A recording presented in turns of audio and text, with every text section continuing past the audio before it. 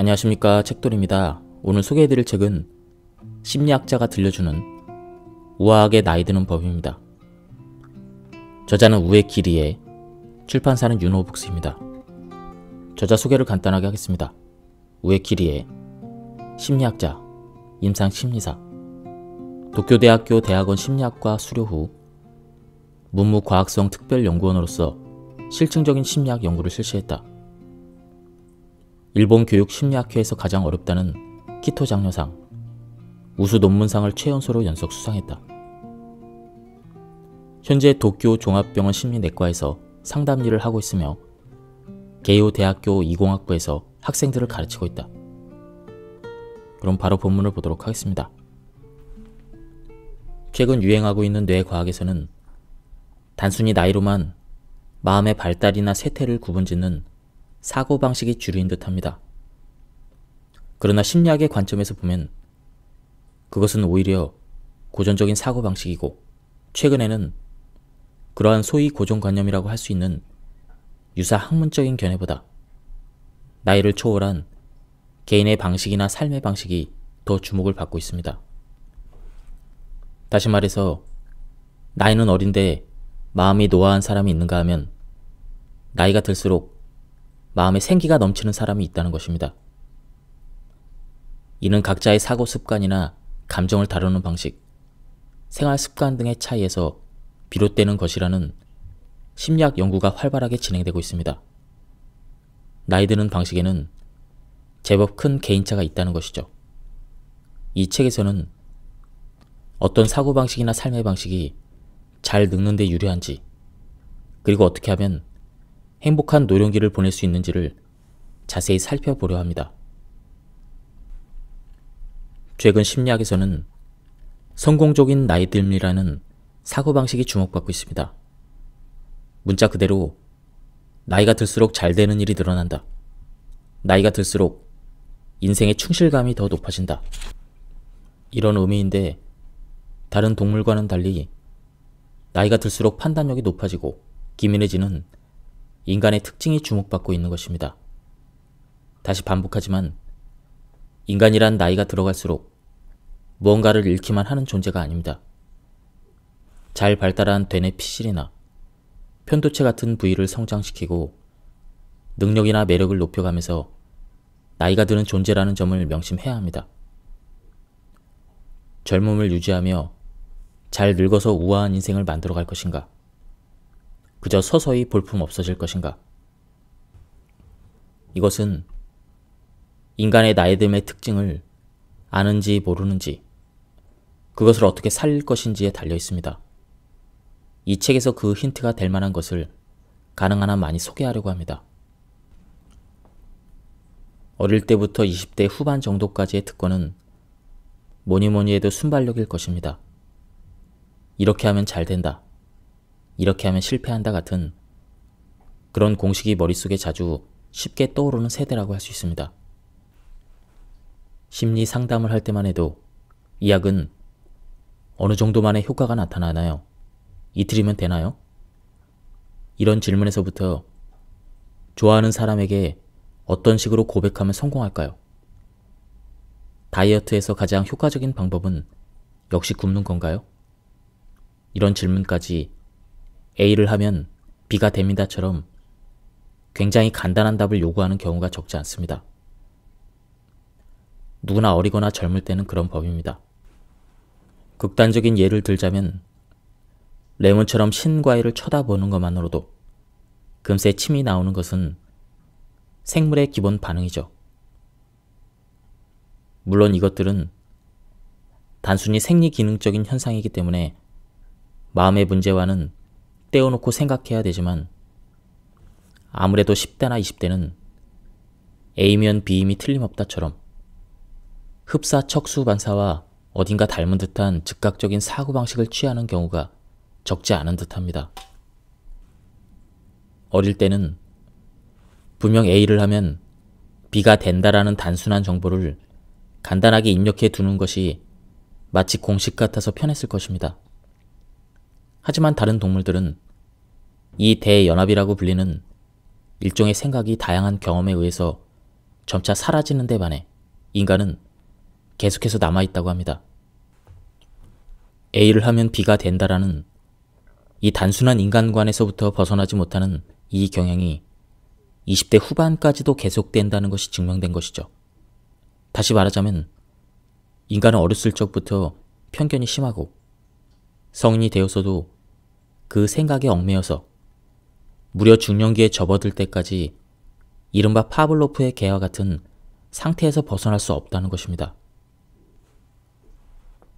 이러한 경향이 잘못된 형태로 표출되면 열받아서 때렸어요.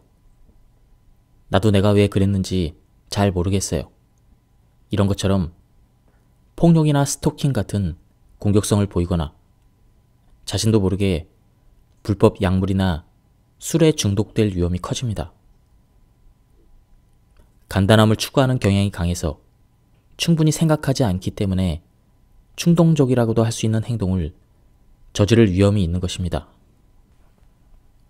30대부터의 과제는 나뿐 아니라 타인에게 관대해지는 것이라고 생각합니다. 실제로 많은 사람이 그 과제를 극복해 나가는 듯 보이지만 유감스럽게도 그렇지 못한 사람도 있습니다. 30대에 접어들기 전까지 대다수의 사람들은 좋든 싫든 단순하게 살아왔습니다. 그 단순함은 순발력이나 행동력의 원동력이라고 할 수 있기 때문에 좋은 방향으로 작동시키면 활력을 가져다 줍니다. 이것이 바로 젊음이 좋은 이유이기도 하죠.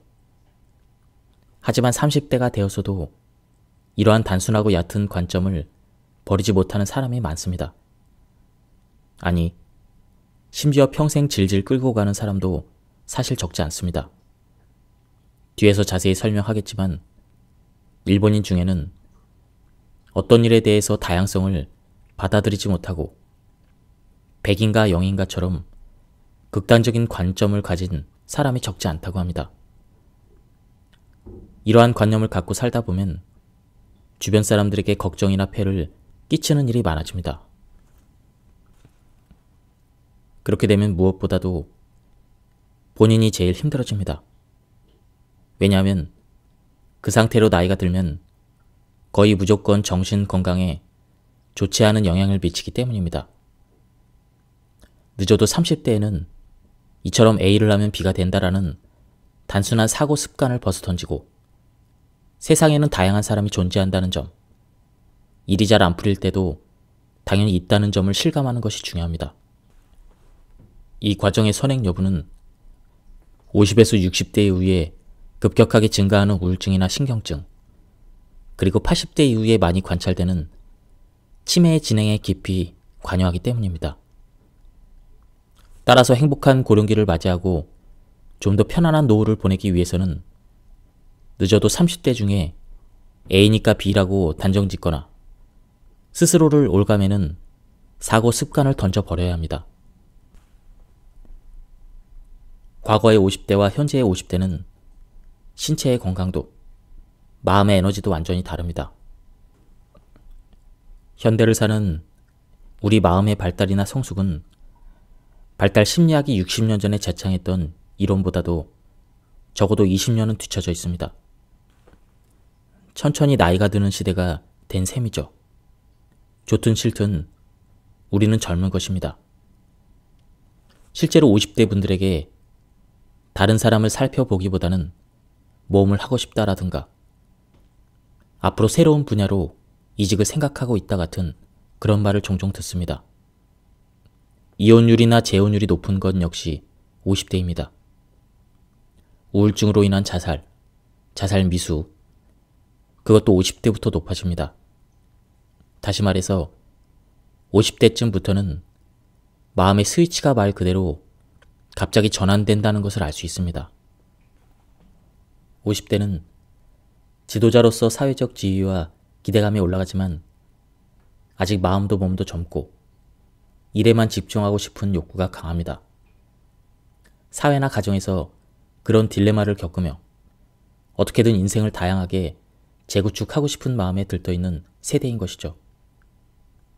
이 재건축의 성공 여부는 자신의 소질과 스트레스의 균형에 의해서 결정된다고 할 수 있습니다.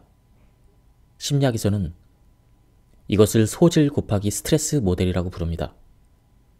소질이라는 것은 유전자에 의한 것이며 유소년기에 형성되는 성격이나 사고방식, 경험치, 가치관처럼 본인이 원래 갖고 있는 마음의 성질을 가리킵니다.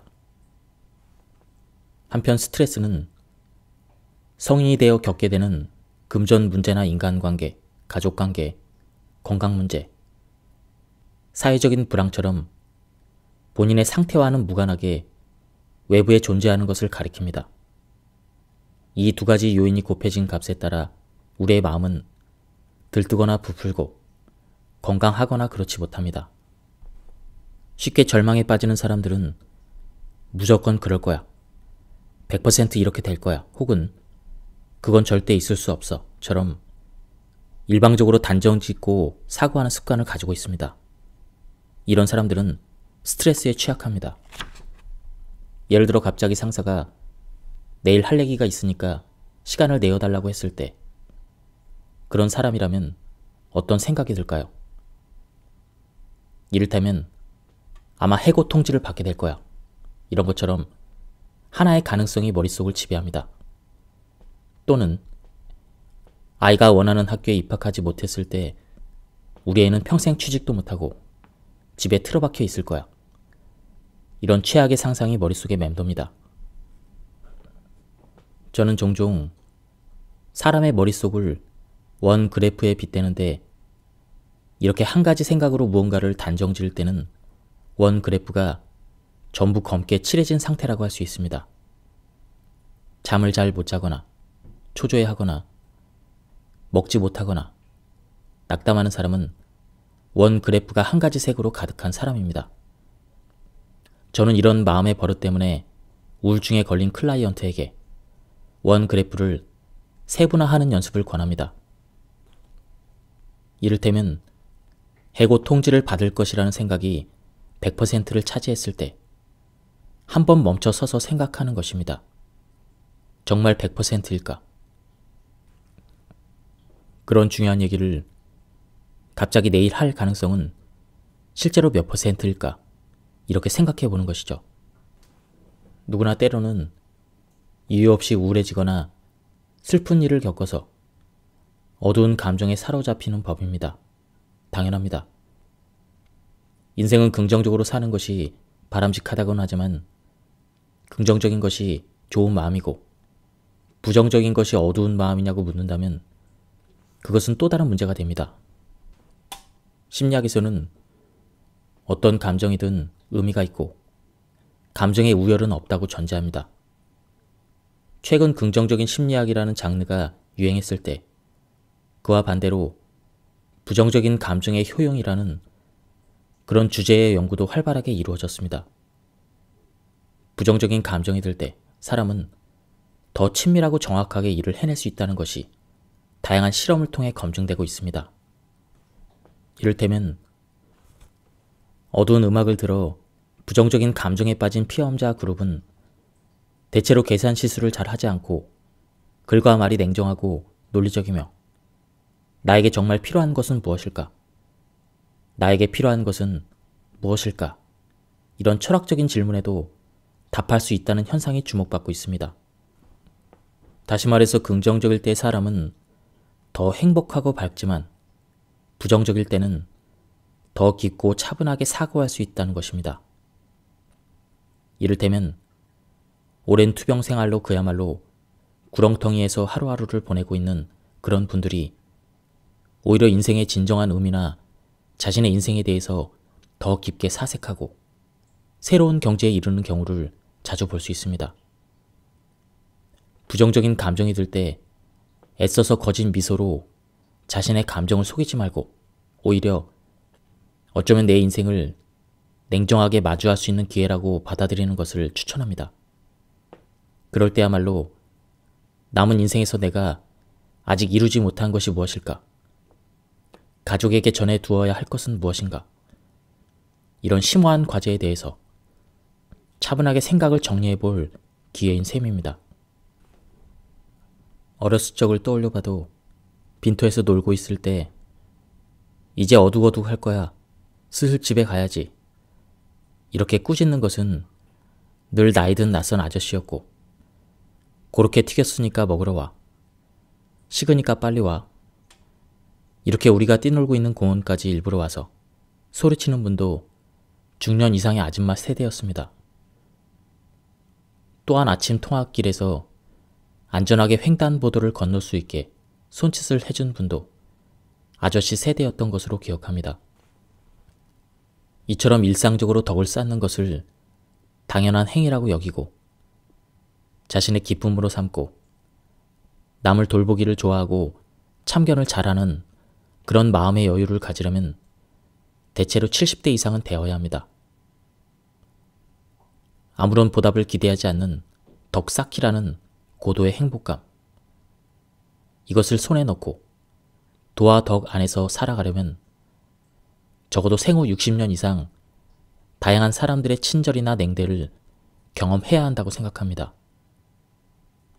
저의 심리 경험상 이처럼 덕을 쌓거나 괜히 참견하기를 좋아하는 분들은 밝고 생기가 넘치며 다른 사람들과 활발하게 소통해서인지 정신적으로 건강한 분이 많았습니다. 반대로 노인성 우울증과 같은 마음의 질병을 앓는 분들은 대부분 내 건 내 거야. 다른 사람에게 나눠줄 수 없어. 이렇게 생각하는 경향이 있었습니다. 우리 집에 매화꽃이 예쁘게 피었으니 도시락이라도 싸서 보러들 와. 술은 얼마든지 있으니까. 이처럼 이의 손실을 따지지 않고 소통할 수 있다면 그 사람의 70대는 행복으로 가득 찰 것입니다. 다시 강조하지만 실제로 그런 분들은 피부결도 곱고 목소리도 젊습니다. 다른 사람에게 보여지는 나를 의식하는 습관이 배어 있어서 자연스럽게 외모에 활기가 느껴지는 것이죠. 그리고 누가 됐든 기쁘게 해주고 싶다라는 마음의 활기는 상대방에게 감동을 주고 무엇보다 그 덕은 온전히 자신에게 돌아옵니다. 누군가가 나에게 무언가를 해줘서 기뻤다. 고마웠다. 이와 같은 사건들은 그 사건을 계기로 에피소드 기억으로 축적됩니다. 에피소드 기억이란 체험을 통해 무언가를 기억하는 것입니다. 예를 들어 해외여행에서 겪은 일이나 야구 시합을 직접 보러 갔을 때 그런 기억은 에피소드 기억입니다. 이 에피소드 기억은 나이가 들면 들수록 젊을 때에 비해서 더 깊고 풍성해진다고 알려져 있습니다. 체스의 말을 폰, 체스를 두는 사람을 오리진이라고 부릅니다. 폰처럼 인생을 사는 사람은 스스로를 그저 말이라고 생각하는 버릇이 있어서 어차피 노력해도 나는 그저 말일 뿐이야. 이렇게 생각합니다. 나이가 들수록 무력해질 수밖에 없는 것이죠. 반대로 오리진처럼 인생을 사는 사람은 말이 어떻게 움직일지는 내가 하기에 달려있어. 이런 충실감을 느끼고 공격적으로 인생을 사는 그런 버릇이 있습니다. 심리학자 아들러가 말했지만 인간을 빛나게 하는 것은 나는 다른 사람에게 도움이 된다고 하는 공헌 감정입니다. 따라서 체스말을 스스로 두는 오리진형 사람만이 나는 이 사회에 도움을 주고 있다. 그리고 살아있다는 감각을 강하게 느낄 수 있는 것입니다. 당신 주변에는 폰형과 오리진형 중 어느 쪽이 많은가요? 무엇보다 당신은 어떤가요? 이것은 어디까지나 마음속에서 주관적으로 정하는 것입니다. 의사나 정치가, 사장은 오리진형일 거야 라든가 환자나 어시스턴트, 평사원은 폰형일 거야. 이런 문제가 아닙니다. 습관처럼 짜증을 내는 사람은 미간에 주름이 깊게 패여 있고 입꼬리가 처져 있어서 왠지 모르게 실제보다 더 나이가 들어 보입니다. 실제로 기분 나쁜 말을 들으면 곧바로 대받아치고 반론하는 습관이 있는 사람이 더 초조해하고 울적해 한다는 연구 결과가 많이 나와 있습니다. 오히려 기분 나쁜 일이 있었을 때 일단 30분간 가만히 아무 말도 하지 않거나 오히려 흘려들으면 초조해하는 체질에서 벗어날 수 있다고 합니다. 조금은 의외죠. 하고 싶은 말을 다 해야 개운할 것 같은데 말입니다. 대다수의 실험에서는 실험자가 피험자에게 일부러 무례한 말을 하거나 대답하기 어려운 질문을 계속합니다. 그리고 화가 났을 때 피험자의 반응과 그 후의 스트레스 호르몬의 분비량을 측정합니다. 40대부터 80대까지의 남녀를 폭넓게 조사한 실험에서 당신 너무 무례하잖아. 사과해. 뭐야, 까불지 마. 이렇게 곧바로 반박하거나 사과를 요구한 피험자는 전체의 약 절반, 50%를 차지했습니다. 그리고 대답을 하거나 말거나 실험자를 거의 무시하듯 아무 말도 하지 않은 피험자는 거의 절반을 차지했습니다. 실험 후에 일주일이 지났는데도 그때 일을 용서할 수 없다며 여전히 화가 단단히 나 있고 스트레스 수치가 높았던 것은 뜻밖에도 그 자리에서 곧바로 대받아쳤던 A타입의 사람이 압도적으로 많았습니다. 즉, 호통을 치거나 짜증을 내면 오히려 스트레스가 쌓인다는 것입니다. 왜 그런 결과가 나왔냐면 사실 사람은 화가 나거나 격분하면 그 말이나 그 상황이 오히려 자신의 기억에 선명하게 머물고 도저히 용서할 수 없어. 몇 마디 더 해줘야 되는데 이렇게 생각하며 날이 갈수록 화가 더 많이 나기 때문입니다. 자신이 순간적으로 내뱉은 폭언이나 이성을 잃고 한 말이 상대방에게 전달되는 것 이상으로 자신의 멘탈에 다시 튀어나와서 상처를 입히는 셈이죠. 그럼 자기 혐오에 빠지게 됩니다. 그렇게 초조함을 느끼는 악순환이 멈추지 않고 반복되는 것이죠. 기분 나쁜 일이 생겼을 때 그 자리에서 바로 대받아치고 싶은 마음은 이해되지만 성공적으로 나이 들기 위해서는 일단 하고 말을 한 뒤에 30분 정도 침묵을 지키는 습관을 들여봅시다.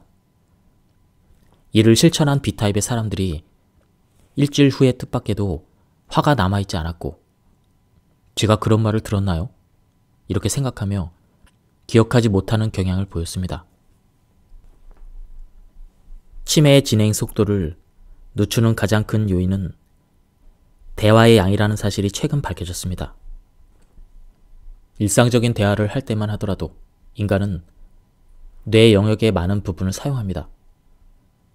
상대방의 이야기를 들으면서, 즉 상대의 이야기의 의미를 이해하면서 다음에 무슨 말을 돌려줄 것인지를 생각해야 되기 때문입니다. 이중 과제를 처리하기 때문이죠. 인간은 머릿속을 완전하게 비우고 상대방의 이야기를 그저 쓰레기통에 던지듯 휙휙하고 집어넣기만 할 수는 없습니다. 이것은 누군가에게 어떤 이야기를 할 때도 마찬가지입니다. 상대방에게 내 이야기가 잘 전달되고 있는지를 무의식 중에 신경 쓰는 마음이 작동합니다. 인형을 보고 일방적으로 이야기하는 것과는 다르게 뇌를 사용하는 것이죠. 따라서 이때에도 할 말을 고르고 상대방을 이해시키려고 노력하는 이중 과제를 알게 모르게 처리하고 있는 셈입니다. 이런 쌍방향 커뮤니케이션을 계속하는 것은 매우 중요합니다. 어차피 할아버지랑은 말이 안 통하니까. 이런 말과 함께 방치당하면 본래 가벼웠던 증상도 갑자기 중증으로 발전하는 경우도 있습니다. 새로운 것에 도전하기, 나를 바꿔나가기, 이것은 인생을 더 풍부하게 한다는 점에서 매우 중요합니다. 그리고 젊을 때부터 나는 이대로가 좋다, 바뀌지 않아도 좋다, 무언가를 하기가 귀찮다고 생각하는 사람은 80대 이후에 중증의 치매에 걸릴 위험이 엄청나게 높다는 사실도 밝혀졌습니다. 변신하기를 바라는 마음을 버리지 않고 늘 새로운 나의 모습 추구하기, 이것은 후기 고령기에 꼭 필요한 사고방식입니다.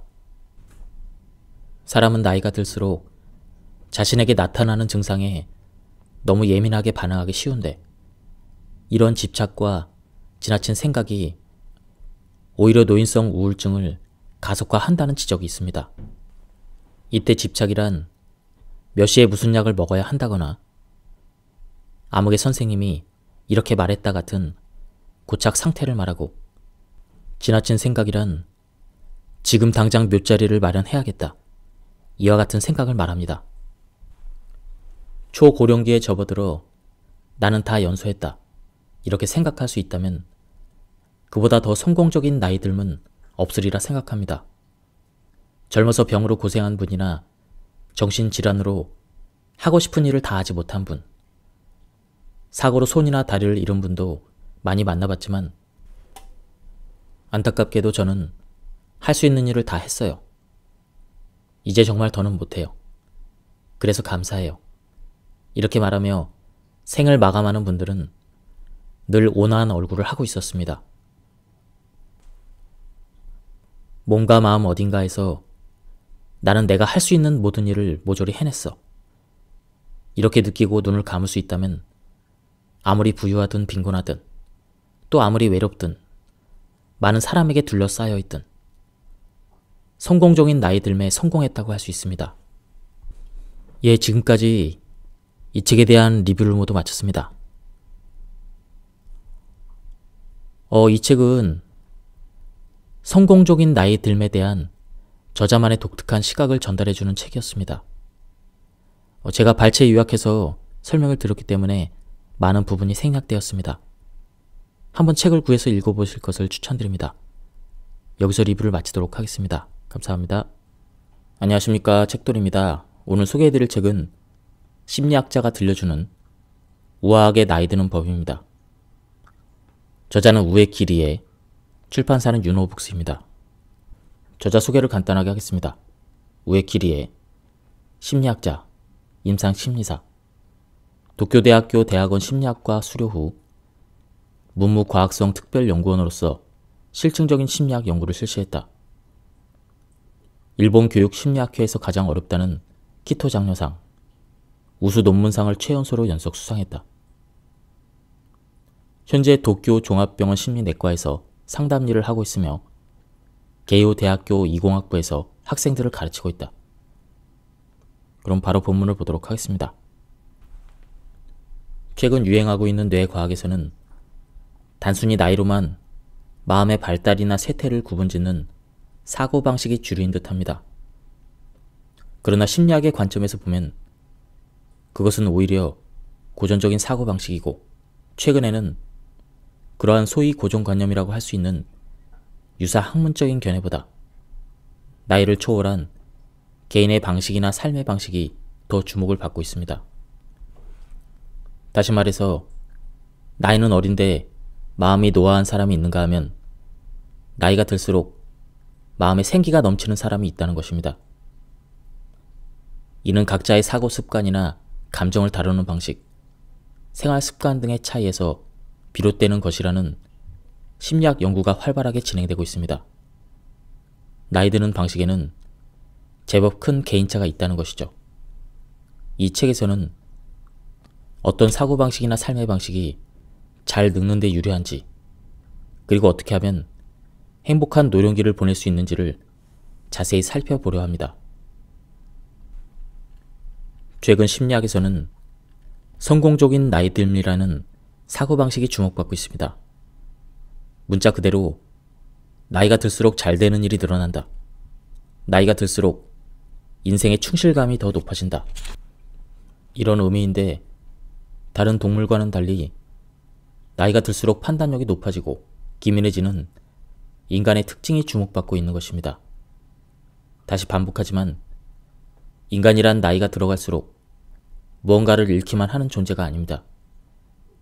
잘 발달한 되뇌 피실이나 편도체 같은 부위를 성장시키고 능력이나 매력을 높여가면서 나이가 드는 존재라는 점을 명심해야 합니다. 젊음을 유지하며 잘 늙어서 우아한 인생을 만들어갈 것인가? 그저 서서히 볼품 없어질 것인가? 이것은 인간의 나이 듦의 특징을 아는지 모르는지, 그것을 어떻게 살릴 것인지에 달려 있습니다. 이 책에서 그 힌트가 될 만한 것을 가능한 한 많이 소개하려고 합니다. 어릴 때부터 20대 후반 정도까지의 특권은 뭐니뭐니 해도 순발력일 것입니다. 이렇게 하면 잘 된다, 이렇게 하면 실패한다 같은 그런 공식이 머릿속에 자주 쉽게 떠오르는 세대라고 할 수 있습니다.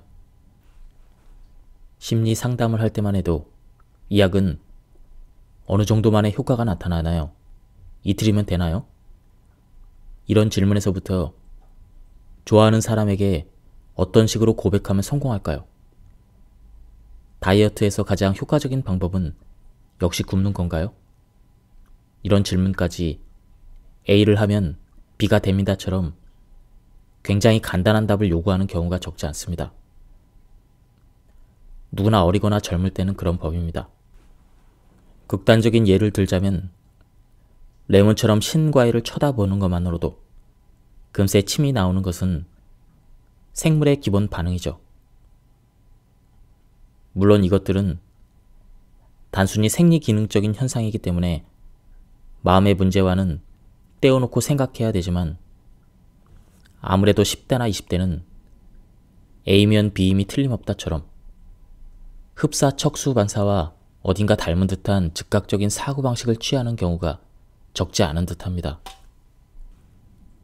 어릴 때는 분명 A를 하면 B가 된다라는 단순한 정보를 간단하게 입력해 두는 것이 마치 공식 같아서 편했을 것입니다. 하지만 다른 동물들은 이 대연합이라고 불리는 일종의 생각이 다양한 경험에 의해서 점차 사라지는 데 반해 인간은 계속해서 남아있다고 합니다. A를 하면 B가 된다라는 이 단순한 인간관에서부터 벗어나지 못하는 이 경향이 20대 후반까지도 계속된다는 것이 증명된 것이죠. 다시 말하자면 인간은 어렸을 적부터 편견이 심하고 성인이 되어서도 그 생각에 얽매여서 무려 중년기에 접어들 때까지 이른바 파블로프의 개와 같은 상태에서 벗어날 수 없다는 것입니다. 이러한 경향이 잘못된 형태로 표출되면 열받아서 때렸어요. 나도 내가 왜 그랬는지 잘 모르겠어요. 이런 것처럼 폭력이나 스토킹 같은 공격성을 보이거나 자신도 모르게 불법 약물이나 술에 중독될 위험이 커집니다. 간단함을 추구하는 경향이 강해서 충분히 생각하지 않기 때문에 충동적이라고도 할 수 있는 행동을 저지를 위험이 있는 것입니다. 30대부터의 과제는 나뿐 아니라 타인에게 관대해지는 것이라고 생각합니다. 실제로 많은 사람이 그 과제를 극복해 나가는 듯 보이지만 유감스럽게도 그렇지 못한 사람도 있습니다. 30대에 접어들기 전까지 대다수의 사람들은 좋든 싫든 단순하게 살아왔습니다. 그 단순함은 순발력이나 행동력의 원동력이라고 할 수 있기 때문에 좋은 방향으로 작동시키면 활력을 가져다 줍니다. 이것이 바로 젊음이 좋은 이유이기도 하죠. 하지만 30대가 되어서도 이러한 단순하고 얕은 관점을 버리지 못하는 사람이 많습니다. 아니, 심지어 평생 질질 끌고 가는 사람도 사실 적지 않습니다. 뒤에서 자세히 설명하겠지만 일본인 중에는 어떤 일에 대해서 다양성을 받아들이지 못하고 백인가 영인가처럼 극단적인 관점을 가진 사람이 적지 않다고 합니다. 이러한 관념을 갖고 살다 보면 주변 사람들에게 걱정이나 폐를 끼치는 일이 많아집니다. 그렇게 되면 무엇보다도 본인이 제일 힘들어집니다. 왜냐하면 그 상태로 나이가 들면 거의 무조건 정신 건강에 좋지 않은 영향을 미치기 때문입니다. 늦어도 30대에는 이처럼 A를 하면 B가 된다라는 단순한 사고 습관을 벗어던지고 세상에는 다양한 사람이 존재한다는 점, 일이 잘 안 풀릴 때도 당연히 있다는 점을 실감하는 것이 중요합니다. 이 과정의 선행 여부는 50에서 60대 이후에 급격하게 증가하는 우울증이나 신경증, 그리고 80대 이후에 많이 관찰되는 치매의 진행에 깊이 관여하기 때문입니다. 따라서 행복한 고령기를 맞이하고 좀 더 편안한 노후를 보내기 위해서는 늦어도 30대 중에 A니까 B라고 단정짓거나 스스로를 올가매는 사고 습관을 던져버려야 합니다. 과거의 50대와 현재의 50대는 신체의 건강도, 마음의 에너지도 완전히 다릅니다. 현대를 사는 우리 마음의 발달이나 성숙은 발달 심리학이 60년 전에 제창했던 이론보다도 적어도 20년은 뒤처져 있습니다. 천천히 나이가 드는 시대가 된 셈이죠. 좋든 싫든 우리는 젊은 것입니다. 실제로 50대 분들에게 다른 사람을 살펴보기보다는 모험을 하고 싶다라든가 앞으로 새로운 분야로 이직을 생각하고 있다 같은 그런 말을 종종 듣습니다. 이혼율이나 재혼율이 높은 건 역시 50대입니다. 우울증으로 인한 자살, 자살 미수, 그것도 50대부터 높아집니다. 다시 말해서 50대쯤부터는 마음의 스위치가 말 그대로 갑자기 전환된다는 것을 알 수 있습니다.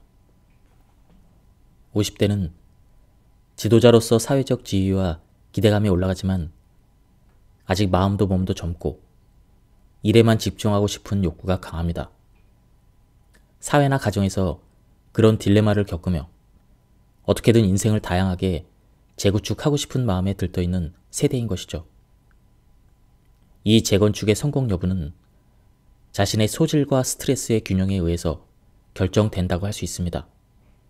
심리학에서는 이것을 소질 곱하기 스트레스 모델이라고 부릅니다. 소질이라는 것은 유전자에 의한 것이며 유소년기에 형성되는 성격이나 사고방식, 경험치, 가치관처럼 본인이 원래 갖고 있는 마음의 성질을 가리킵니다. 한편 스트레스는 성인이 되어 겪게 되는 금전 문제나 인간관계, 가족관계, 건강문제, 사회적인 불황처럼 본인의 상태와는 무관하게 외부에 존재하는 것을 가리킵니다.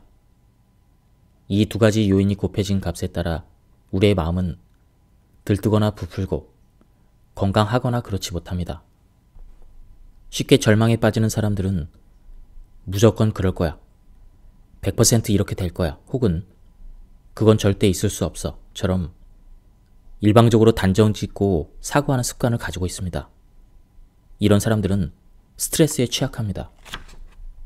예를 들어 갑자기 상사가 내일 할 얘기가 있으니까 시간을 내어달라고 했을 때 그런 사람이라면 어떤 생각이 들까요? 이를테면 아마 해고 통지를 받게 될 거야, 이런 것처럼 하나의 가능성이 머릿속을 지배합니다.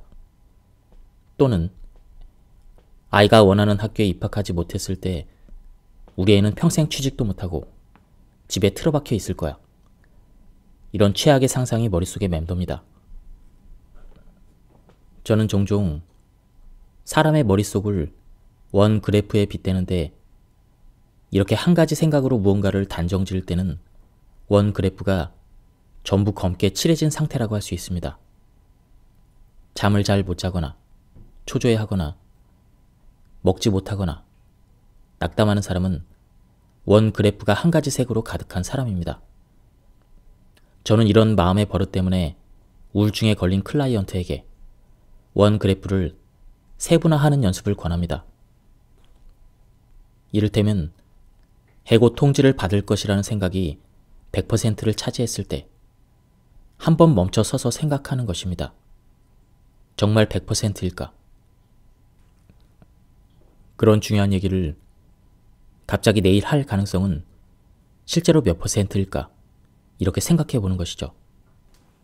누구나 때로는 이유 없이 우울해지거나 슬픈 일을 겪어서 어두운 감정에 사로잡히는 법입니다. 당연합니다. 인생은 긍정적으로 사는 것이 바람직하다곤 하지만 긍정적인 것이 좋은 마음이고 부정적인 것이 어두운 마음이냐고 묻는다면 그것은 또 다른 문제가 됩니다. 심리학에서는 어떤 감정이든 의미가 있고 감정의 우열은 없다고 전제합니다. 최근 긍정적인 심리학이라는 장르가 유행했을 때 그와 반대로 부정적인 감정의 효용이라는 그런 주제의 연구도 활발하게 이루어졌습니다. 부정적인 감정이 들 때 사람은 더 친밀하고 정확하게 일을 해낼 수 있다는 것이 다양한 실험을 통해 검증되고 있습니다.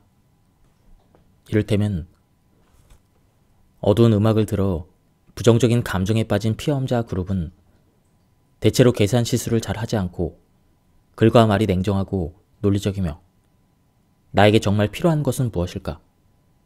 나에게 필요한 것은 무엇일까? 이런 철학적인 질문에도 답할 수 있다는 현상이 주목받고 있습니다.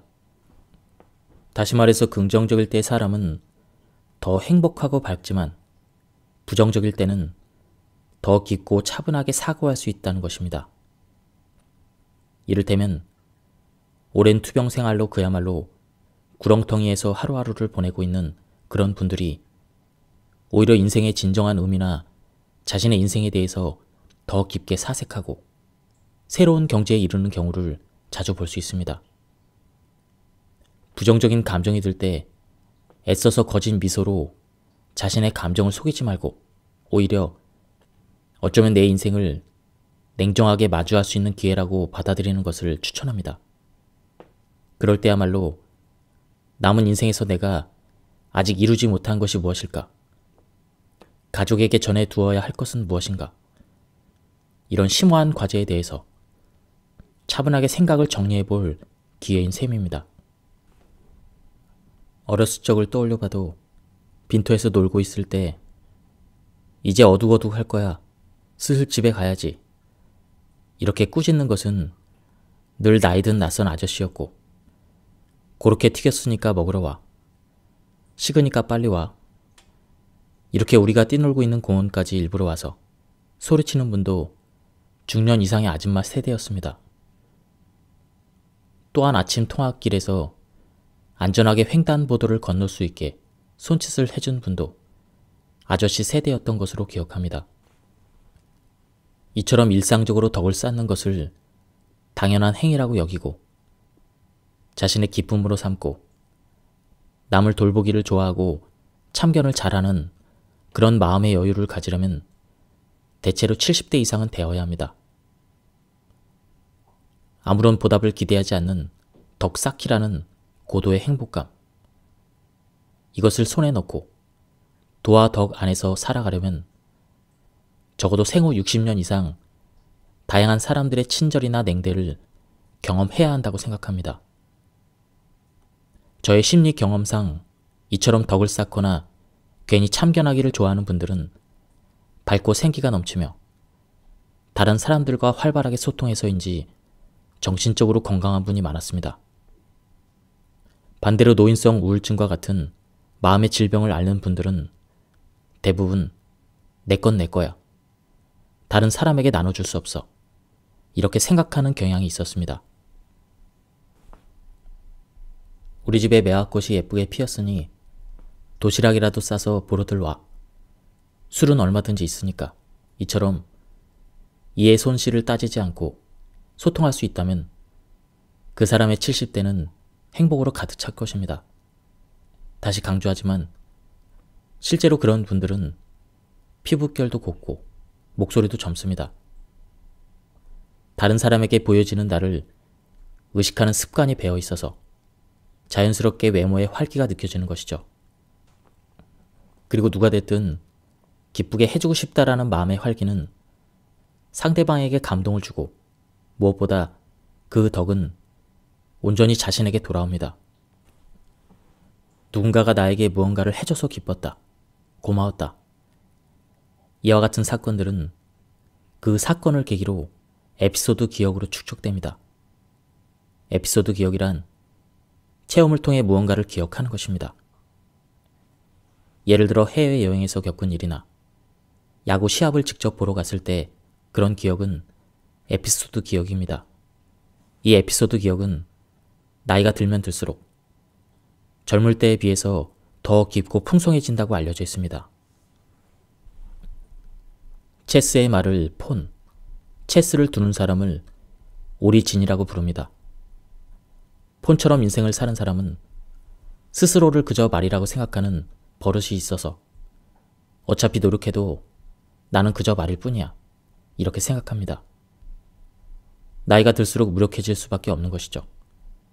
반대로 오리진처럼 인생을 사는 사람은 말이 어떻게 움직일지는 내가 하기에 달려있어. 이런 충실감을 느끼고 공격적으로 인생을 사는 그런 버릇이 있습니다. 심리학자 아들러가 말했지만 인간을 빛나게 하는 것은 나는 다른 사람에게 도움이 된다고 하는 공헌 감정입니다. 따라서 체스말을 스스로 두는 오리진형 사람만이 나는 이 사회에 도움을 주고 있다. 그리고 살아있다는 감각을 강하게 느낄 수 있는 것입니다. 당신 주변에는 폰형과 오리진형 중 어느 쪽이 많은가요? 무엇보다 당신은 어떤가요? 이것은 어디까지나 마음속에서 주관적으로 정하는 것입니다. 의사나 정치가, 사장은 오리진형일 거야 라든가 환자나 어시스턴트, 평사원은 폰형일 거야. 이런 문제가 아닙니다. 습관처럼 짜증을 내는 사람은 미간에 주름이 깊게 패여있고 입꼬리가 처져 있어서 왠지 모르게 실제보다 더 나이가 들어 보입니다. 실제로 기분 나쁜 말을 들으면 곧바로 대받아치고 반론하는 습관이 있는 사람이 더 초조해하고 울적해한다는 연구 결과가 많이 나와 있습니다. 오히려 기분 나쁜 일이 있었을 때 일단 30분간 가만히 아무 말도 하지 않거나 오히려 흘려들으면 초조해하는 체질에서 벗어날 수 있다고 합니다. 조금은 의외죠? 하고 싶은 말을 다 해야 개운할 것 같은데 말입니다. 대다수의 실험에서는 실험자가 피험자에게 일부러 무례한 말을 하거나 대답하기 어려운 질문을 계속합니다. 그리고 화가 났을 때 피험자의 반응과 그 후의 스트레스 호르몬의 분비량을 측정합니다. 40대부터 80대까지의 남녀를 폭넓게 조사한 실험에서 당신 너무 무례하잖아. 사과해. 뭐야 까불지 마. 이렇게 곧바로 반박하거나 사과를 요구한 피험자는 전체의 약 절반, 50%를 차지했습니다. 그리고 대답을 하거나 말거나 실험자를 거의 무시하듯 아무 말도 하지 않은 피험자는 거의 절반을 차지했습니다. 실험 후에 일주일이 지났는데도 그때 일을 용서할 수 없다며 여전히 화가 단단히 나 있고 스트레스 수치가 높았던 것은 뜻밖에도 그 자리에서 곧바로 대받아쳤던 A타입의 사람이 압도적으로 많았습니다. 즉, 호통을 치거나 짜증을 내면 오히려 스트레스가 쌓인다는 것입니다. 왜 그런 결과가 나왔냐면 사실 사람은 화가 나거나 격분하면 그 말이나 그 상황이 오히려 자신의 기억에 선명하게 머물고 도저히 용서할 수 없어. 몇 마디 더 해줘야 되는데 이렇게 생각하며 날이 갈수록 화가 더 많이 나기 때문입니다. 자신이 순간적으로 내뱉은 폭언이나 이성을 잃고 한 말이 상대방에게 전달되는 것 이상으로 자신의 멘탈에 다시 튀어나와서 상처를 입히는 셈이죠. 그럼 자기 혐오에 빠지게 됩니다. 그렇게 초조함을 느끼는 악순환이 멈추지 않고 반복되는 것이죠. 기분 나쁜 일이 생겼을 때 그 자리에서 바로 대받아치고 싶은 마음은 이해되지만 성공적으로 나이 들기 위해서는 일단 하고 말을 한 뒤에 30분 정도 침묵을 지키는 습관을 들여봅시다. 이를 실천한 B타입의 사람들이 일주일 후의 뜻밖에도 화가 남아있지 않았고 제가 그런 말을 들었나요? 이렇게 생각하며 기억하지 못하는 경향을 보였습니다. 치매의 진행 속도를 늦추는 가장 큰 요인은 대화의 양이라는 사실이 최근 밝혀졌습니다. 일상적인 대화를 할 때만 하더라도 인간은 뇌 영역의 많은 부분을 사용합니다. 상대방의 이야기를 들으면서, 즉 상대의 이야기의 의미를 이해하면서 다음에 무슨 말을 돌려줄 것인지를 생각해야 되기 때문입니다. 이중 과제를 처리하기 때문이죠. 인간은 머릿속을 완전하게 비우고 상대방의 이야기를 그저 쓰레기통에 던지듯 휙휙 하고 집어넣기만 할 수는 없습니다. 이것은 누군가에게 어떤 이야기를 할 때도 마찬가지입니다. 상대방에게 내 이야기가 잘 전달되고 있는지를 무의식 중에 신경 쓰는 마음이 작동합니다. 인형을 보고 일방적으로 이야기하는 것과는 다르게 뇌를 사용하는 것이죠. 따라서 이때에도 할 말을 고르고 상대방을 이해시키려고 노력하는 이중 과제를 알게 모르게 처리하고 있는 셈입니다. 이런 쌍방향 커뮤니케이션을 계속하는 것은 매우 중요합니다. 어차피 할아버지랑은 말이 안 통하니까. 이런 말과 함께 방치당하면 본래 가벼웠던 증상도 갑자기 중증으로 발전하는 경우도 있습니다. 새로운 것에 도전하기, 나를 바꿔나가기, 이것은 인생을 더 풍부하게 한다는 점에서 매우 중요합니다. 그리고 젊을 때부터 나는 이대로가 좋다, 바뀌지 않아도 좋다, 무언가를 하기가 귀찮다고 생각하는 사람은 80대 이후에 중증의 치매에 걸릴 위험이 엄청나게 높다는 사실도 밝혀졌습니다. 변신하기를 바라는 마음을 버리지 않고 늘 새로운 나의 모습 추구하기, 이것은 후기 고령기에 꼭 필요한 사고방식입니다. 사람은 나이가 들수록 자신에게 나타나는 증상에 너무 예민하게 반응하기 쉬운데, 이런 집착과 지나친 생각이 오히려 노인성 우울증을 가속화한다는 지적이 있습니다. 이때 집착이란 몇 시에 무슨 약을 먹어야 한다거나 암흑의 선생님이 이렇게 말했다 같은 고착 상태를 말하고, 지나친 생각이란 지금 당장 몇 자리를 마련해야겠다, 이와 같은 생각을 말합니다. 초고령기에 접어들어 나는 다 연소했다, 이렇게 생각할 수 있다면 그보다 더 성공적인 나이 듦은 없으리라 생각합니다. 젊어서 병으로 고생한 분이나 정신질환으로 하고 싶은 일을 다 하지 못한 분, 사고로 손이나 다리를 잃은 분도 많이 만나봤지만 안타깝게도 저는 할 수 있는 일을 다 했어요. 이제 정말 더는 못해요. 그래서 감사해요. 이렇게 말하며 생을 마감하는 분들은 늘 온화한 얼굴을 하고 있었습니다. 몸과 마음 어딘가에서 나는 내가 할 수 있는 모든 일을 모조리 해냈어, 이렇게 느끼고 눈을 감을 수 있다면 아무리 부유하든 빈곤하든 또 아무리 외롭든 많은 사람에게 둘러싸여 있든 성공적인 나이 듦에 성공했다고 할 수 있습니다. 예, 지금까지 이 책에 대한 리뷰를 모두 마쳤습니다. 이 책은 성공적인 나이 듦에 대한 저자만의 독특한 시각을 전달해주는 책이었습니다. 제가 발췌 요약해서 설명을 드렸기 때문에 많은 부분이 생략되었습니다. 한번 책을 구해서 읽어보실 것을 추천드립니다. 여기서 리뷰를 마치도록 하겠습니다. 감사합니다.